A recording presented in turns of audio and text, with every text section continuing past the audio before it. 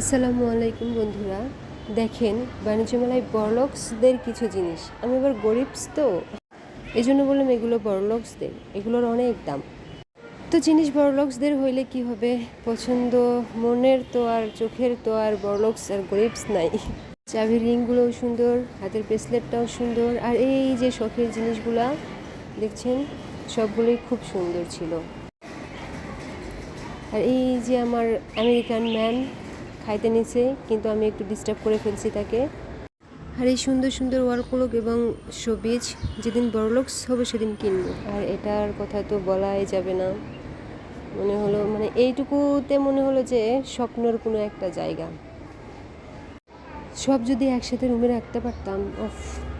আর এই যে ছোট ছোট হাতের ব্যাগগুলো, আগে ছোটোবেলায় দেখতাম নানিরা দাদিরা টাকা নিয়ে যাইতো কোথাও।